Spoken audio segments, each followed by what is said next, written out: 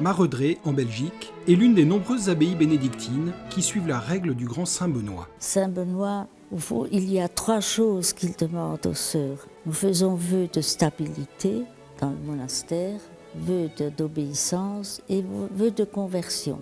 La conversion qui est à faire tous les jours. Il a beaucoup tempéré pour ne pas qu'il y ait des choses excessives. Il voulait que les moines et les moniales vivent vraiment dans la paix. Aux cuisines de l'abbaye, Sœur Marie nous propose des recettes inspirées de Sainte Hildegarde de Bingen, une célèbre abbesse bénédictine du Moyen-Âge.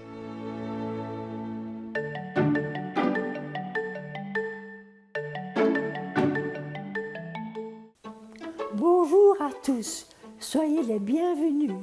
Aujourd'hui, vous sera présenté 2 recettes, la crème aux amandes et les biscuits de la joie par lesquels nous commençons. Pour cette recette de Sainte Hildegarde de Bingen, nous avons besoin de 10 ingrédients. La farine d'épeautre, du beurre, du sucre roux ou sucre de canne, les épices de Sainte Hildegarde, du miel, du bicarbonate de soude, du sel, sans oublier les œufs, la levure sèche et facultatif, la poudre d'amande. La première étape de cette recette, c'est mettre fondre le beurre dans une casserole. Une fois que le beurre est fondu, nous ajoutons le sucre de canne pour le faire fondre. Nous ajoutons les épices, ensuite le miel. Tout est bien mélangé. Maintenant, je casse les œufs pour les ajouter au mélange. Nous avons 4 poules, des gentilles. Oh. Elles font partie de la vie de la communauté. Et comme surprise, alors, elles nous pondent de beaux œufs. Parfois des petits et parfois des gros œufs à 2 jaunes. Merveilleux. Maintenant, je vais battre les œufs. Je les ajoute au mélange. Faire un bon mélange, que tout soit bien incorporé. Et voilà, nous allons commencer la pâte.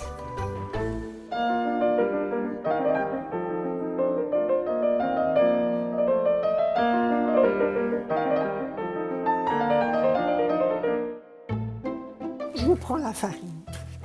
Sur le plan de travail, faire un petit nid et introduire le sel, le bicarbonate et le mélange. Je mets tout d'un coup. La vie d'une bénédictine et de toute vocation, c'est tout ou rien. Sinon, il ne faut pas commencer. Ça n'en vaut pas la peine. Mais si vous donnez tout, c'est merveilleux. Ça vous donne la joie et un bonheur. Je vous ai parlé des épices d'Hildegarde de Bingen. Il y a 3 épices. La cannelle, la muscade et les clous de girofle, qui sont source de joie. Ils élargissent le cœur et dans cette pâte, c'est un régal. Maintenant, j'ai oublié la levure. Il n'est pas trop tard. Il n'est jamais trop tard pour bien faire. Je ne sais pas l'ouvrir. Oh, ça vous arrive de ne pas avoir ouvrir. Ah, ça y est, enfin ça réussit. Surtout ne pas mettre de papier dans la pâte. Nous appelons les biscuits de la joie de Sainte Hildegarde de Bingen parce qu'ils donnent de la joie. Et vraiment, hein, les adultes peuvent en manger 5, pas plus. Et les enfants 3. Maintenant, nous ajoutons la poudre d'amande, qui est facultative. Si vous mettez la poudre d'amande, vous diminuez la farine de 50 grammes. La joie est vraiment essentielle et ça vous rend si heureux et vous rendez les autres heureux.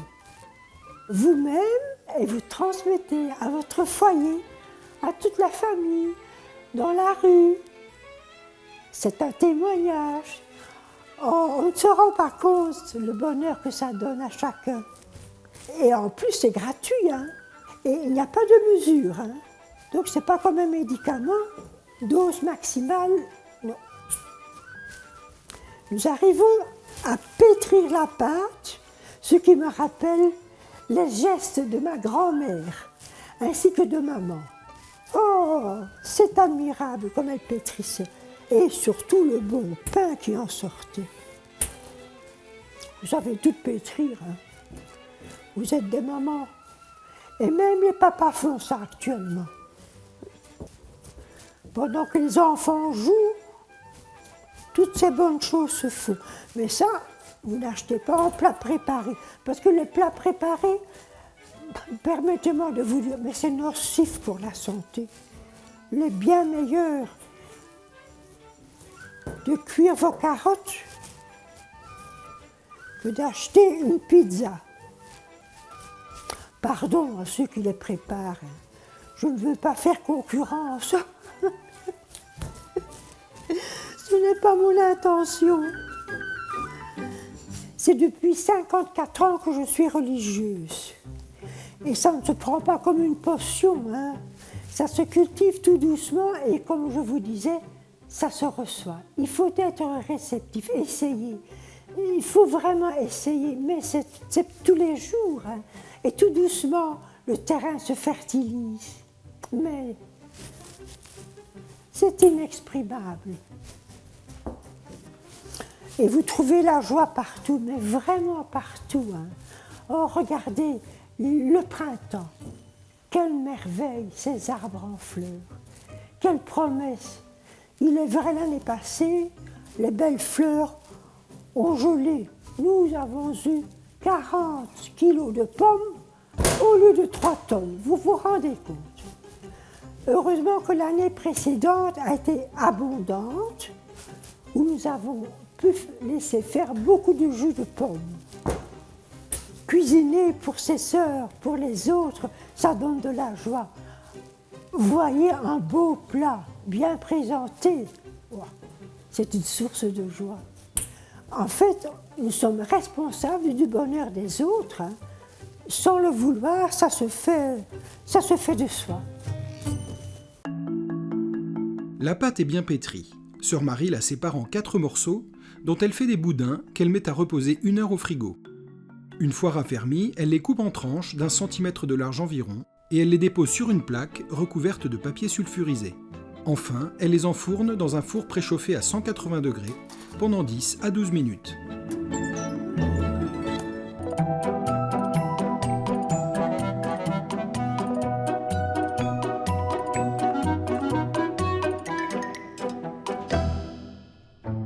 Pendant que les biscuits cuisent, nous allons faire de la crème aux amandes, ce qui est très bon pour les enfants, un régal.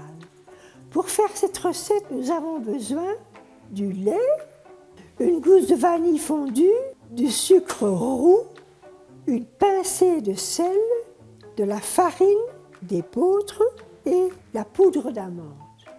Première étape de la recette, chauffer le lait dans la casserole. Mais avant, une petite astuce, vous rincez la casserole à l'eau. Cela vous évitera de devoir récurer la casserole, le lait n'adhérera pas. Sœur Marie verse les 2/3 du lait dans la casserole, y ajoute la gousse de vanille fendue, le sucre roux et une pincée de sel, puis met le tout à chauffer. Pendant ce temps, elle verse la farine dans le restant de lait froid et remue bien. Quand le lait bout, elle ajoute la farine diluée dans le lait. Elle porte à nouveau le mélange à ébullition en remuant pendant 3 minutes environ pour que la farine épaississe bien, puis elle le retire du feu et ajoute la poudre d'amande. Après avoir bien remué une dernière fois, elle verse la crème aux amandes dans un plat. Enfin, pour accompagner ce goûter d'été, Sœur Marie prépare également une tisane de fenouil.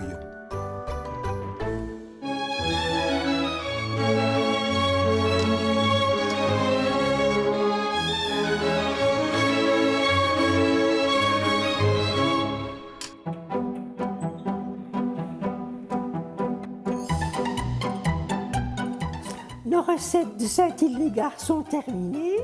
La tisane de fenouil est très bon pour la digestion et à tout âge. Les biscuits de la joie pour vous procurer de la joie. Les amandes, c'est plein de vitalité et source d'énergie.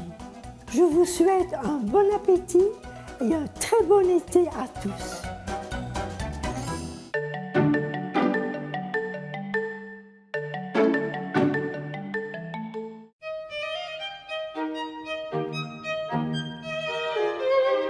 Commençons par les biscuits de la joie, pour lesquels vous aurez besoin de 450 g de farine d'épeautre, 3 g de sel, 180 g de beurre, 140 g de sucre roux, 70 g de miel, 2 œufs, 2 cuillères à café de levure, 1 cuillère à café de bicarbonate de soude, 100 g de poudre d'amande, et pour les épices en poudre, 20 g de cannelle, 20 g de muscade et 5 g de clous de girofle. Commencez par faire fondre à feu doux le beurre, le miel, le sucre et les épices. Y ajoutez les œufs entiers battus. Mélangez la farine, le sel, le bicarbonate et la levure. Faire un puits et incorporer le mélange liquide. Pétrir doucement, puis ajouter la poudre d'amande et pétrir à nouveau la pâte. La façonner en 4 saucissons et faire reposer 1 heure au frigo. Découper en tranches d'1 cm environ, déposer sur une plaque couverte de papier sulfurisé et cuire 10 à 12 minutes à 180 degrés jusqu'à ce qu'il soit doré. Passons à la crème aux amandes, pour laquelle il vous faut 50 cl de lait, une gousse de vanille ou sucre vanillé, 30 g de sucre roux, 50 g d'amandes en poudre, une cuillère à soupe de farine d'épeautre et une pincée de sel. Mélangez les 2 tiers du lait, la vanille, le sucre et le sel et portez à ébullition. Diluez la farine dans le reste de lait froid. Ajoutez dans la casserole, puis bouillir pendant 3 minutes en remuant. Quand le mélange a bien épaissi, enlevez du feu et ajoutez les amandes en poudre. Bien mélanger et verser dans un plat. Votre goûter d'été de Saint-Hildegard est prêt. Bon appétit!